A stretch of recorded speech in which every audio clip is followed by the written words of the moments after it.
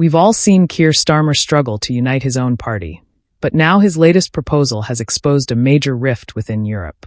His idea to send British troops to Ukraine as part of a so-called peacekeeping mission has sparked widespread backlash from some of Europe's biggest leaders.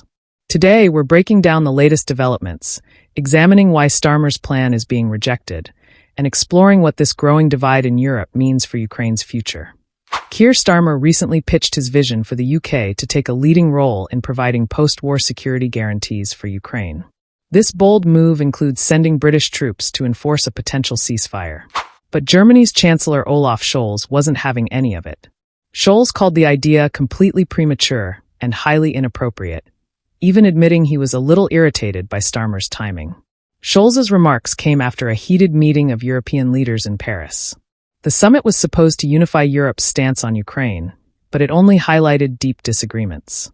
While Britain, France, and Sweden supported the concept of a peacekeeping force, Germany, Poland, and Spain strongly opposed it, fearing it could escalate tensions with Russia.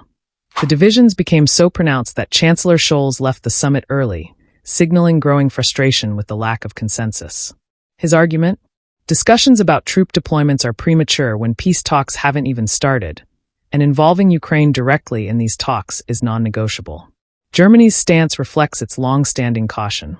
Scholz warned that any deployment of NATO troops could be misinterpreted by Russia as an act of aggression, potentially turning the war into a NATO versus Russia conflict. Scholz has repeatedly emphasized the importance of diplomatic efforts over military escalations, urging patience before taking any bold actions. For Germany and other skeptical nations, the timing is everything.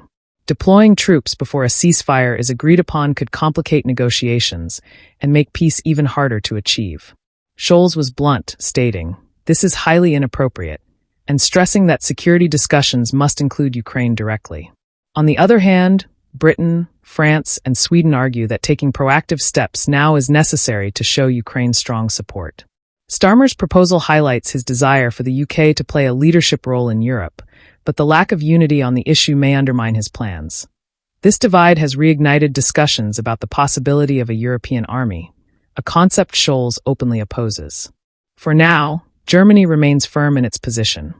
No peacekeeping force will be deployed until peace talks begin and Ukraine has a seat at the table. Will Keir Starmer adjust his approach in light of Germany's strong opposition, or will he continue to push for British-led peacekeeping efforts? This growing divide within Europe raises serious questions about the future of Ukraine's security and whether a unified European response is even possible. What do you think? Should Britain push forward with Starmer's plan, even without Germany's backing? Or is Scholz right to urge patience and caution before discussing troop deployments? Let us know your thoughts in the comments below.